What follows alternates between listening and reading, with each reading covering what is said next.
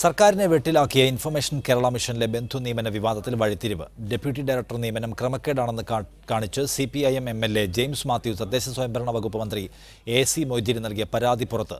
CPM നേതാവായ കോലിയക്കോട് കൃഷ്ണനായരുടെ ബന്ധു TS നീലകണ്ഠനെയാണ് deputy ഡയറക്ടറായി നിയമിച്ചത്.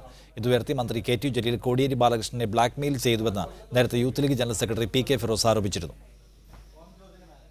മന്ത്രി AC മൊയ്തീന്റെ ഓഫീസിൽ നിന്ന് ലഭിച്ചതാണെന്ന അവകാശവാദവുമായി PK ഫിറോസാണ് ജെയിംസ് മാത്യുവിന്റെ പരാതി പുറത്തുവിട്ടത്. ഇൻഫർമേഷൻ കേരള മിഷനിൽ ഡെപ്യൂട്ടി ഡയറക്ടർ നിയമനം നടന്നത് റീസ്ട്രക്ചറിംഗ് റിപ്പോർട്ടിന് വിരുദ്ധമാണെന്നാണ് ജെയിംസ് മാത്യുവിന്റെ പ്രധാന പരാതി.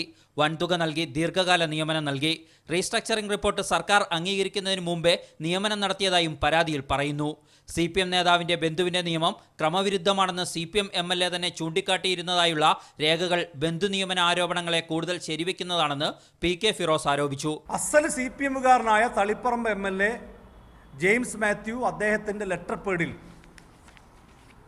മന്ത്രിക്ക് പരാതി ആയി സമർപ്പിച്ചു. 5/12/2018 കോലിയക്കോടിൻ്റെ സഹോദരപുത്രന് നിയമത്തിനെതിരായി ഡെപ്യൂട്ടി ഡയറക്ടർ തസ്തികയിൽ നിയമനം നടത്തുകയും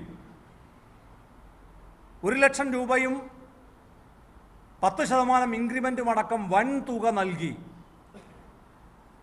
ദീർഘകാല അടിസ്ഥാനത്തിൽ നിയമനം നൽകി എന്നുള്ളതാണ് ഒരു പ്രധാനപ്പെട്ട ആക്ഷേപം. അഡീഷണൽ ചീഫ് സെക്രട്ടറിയോട് മന്ത്രി പരാതിയിന്മേൽ അഭിപ്രായവും തേടിയിട്ടുണ്ട്. അതിനിടെ TS നീലകണ്ഠന് ഇൻക്രിമെന്റ് നൽകിയ നടപടി തിരുത്തി വേതന വർധനവ് എന്നാക്കാൻ തീരുമാനിച്ചതായി വ്യക്തമാക്കുന്ന രേഖയും പുറത്തുവന്നു. മീഡിയ 1 കോഴിക്കോട്.